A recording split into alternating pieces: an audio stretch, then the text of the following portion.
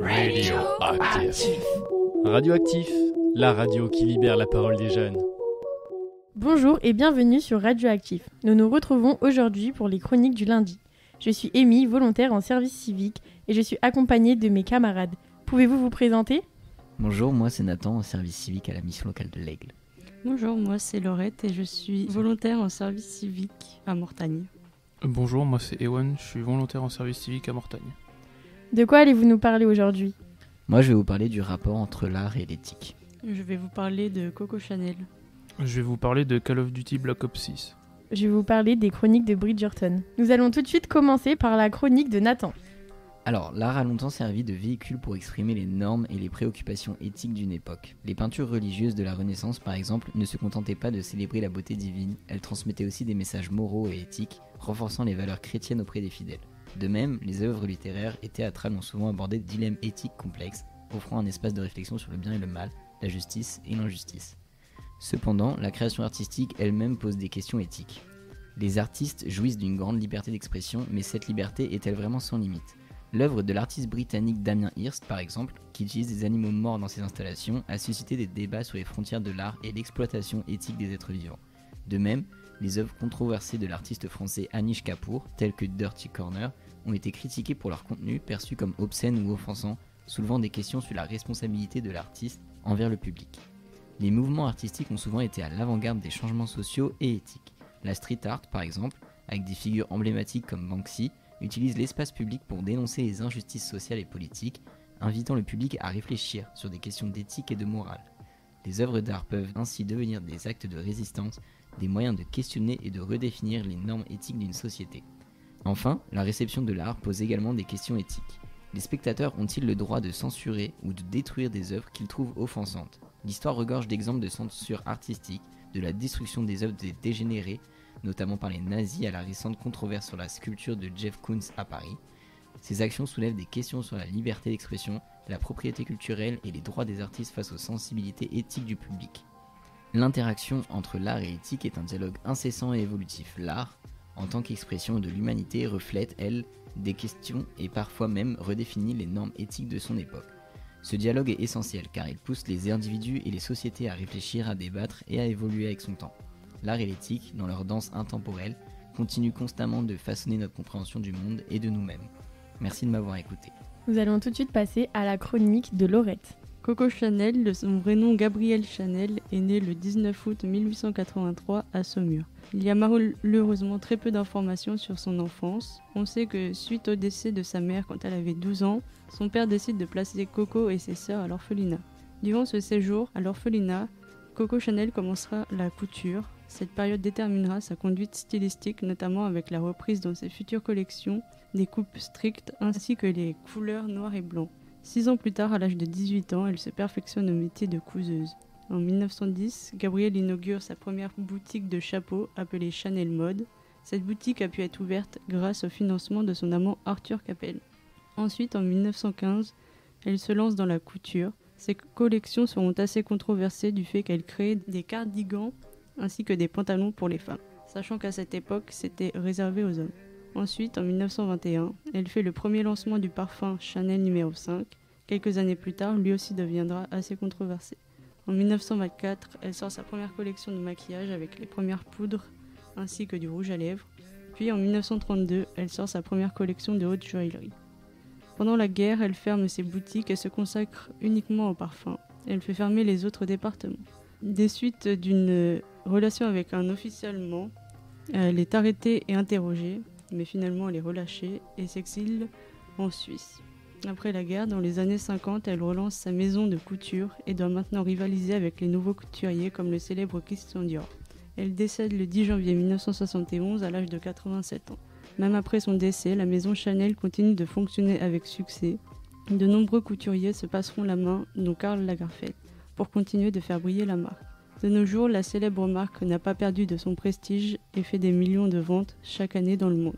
D'une pionnière dans le monde de la mode et sera en avance sur son temps. Elle n'a pas eu peur de casser les codes en créant des pièces plus confortables pour les femmes. Merci de m'avoir écouté. Nous allons tout de suite passer à la chronique de Ewan.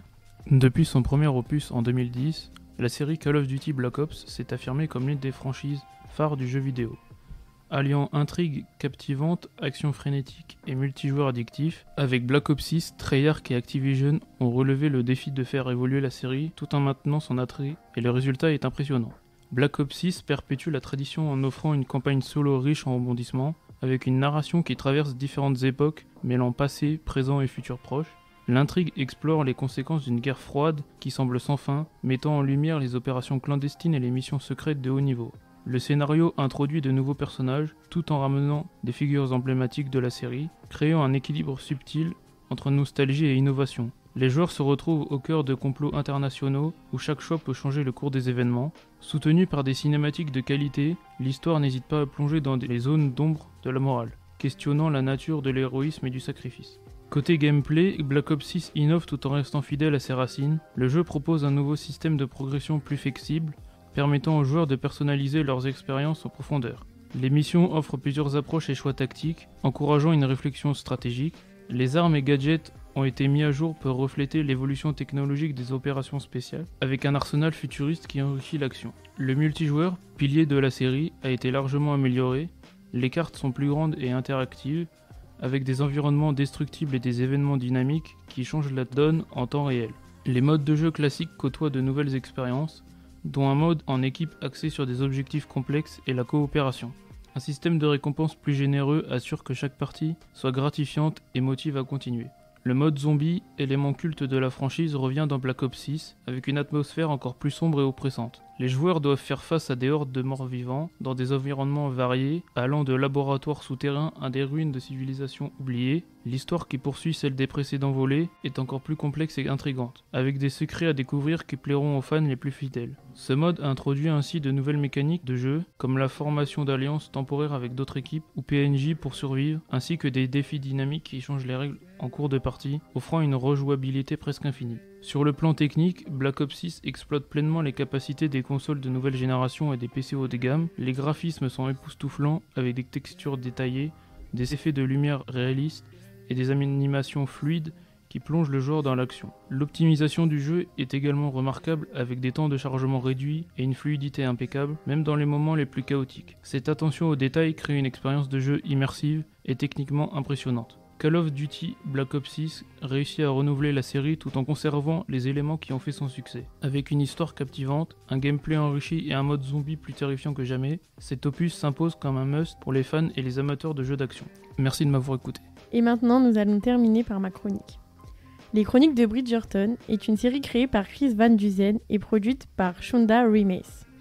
Elle a fait sensation dès son lancement sur Netflix en décembre 2020, dont ils ont sorti 3 saisons de 24 épisodes. Adaptée des romans à succès de Julia Quinn, cette série allie drame romantique, scandales sociaux et une relecture rafraîchissante de l'époque de Regency à travers des personnages attachants et des intrigues captivantes. 2 familles se distinguent, la famille Bridgerton, composée de Violette, la vicomtesse douairière Bridgerton, ses 4 fils, Anthony, Benedict, Colin et Gregory, et ses 4 filles, Daphné, Héloïse, Francesca et Hyacinthe. Puis la famille Featherington est composée de Lady Portia Featherington, son mari, le baron Archibald Featherington, et leurs 3 filles, Philippa, Prudence et Pénélope, ainsi que leur lointaine cousine Marina Thompson. Se déroulant à Londres au début du 19e siècle, les Chroniques de Bridgerton suivent la prestigieuse famille Bridgerton, composée de 8 enfants, et leur quête de l'amour et du bonheur au milieu des intrigues de la haute société. Chaque saison se concentre sur un des enfants Bridgerton explorant ses défis romantiques dans un monde gouverné par les règles strictes de la société aristocratique. L'une des principales forces de la série réside dans l'ambiance Regency, où les bals somptueux, les costumes éblouissants et l'opulence des décors sont à l'honneur. Cependant, au-delà de ce vernis esthétique, les Chroniques de Bridgerton soulèvent également des questions pertinentes sur le pouvoir, la place des femmes dans la société et l'importance des apparences dans un monde très codifié. Ce qui distingue les Chroniques de Bridgerton des autres séries historiques est son approche modernisée. La bande-son, par exemple, comprend des réinterprétations classiques des chansons modernes, un clin d'œil ludique qui ancre la série dans notre époque tout en conservant le charme de la période Regency.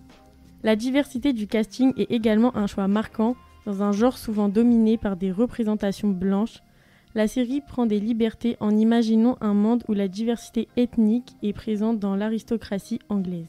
Les Chroniques de Bridgerton a rapidement fait d'elle l'une des séries les plus regardées sur Netflix. Se démarque non seulement par son élégance visuelle, mais aussi par sa capacité à traiter des thèmes intemporels à travers une lentille contemporaine. Merci de m'avoir écouté. Merci beaucoup à nos invités. Nous nous retrouvons la semaine prochaine pour de nouvelles chroniques. Au revoir. Au revoir. Radioactif. Radioactif, la radio qui libère la parole des jeunes.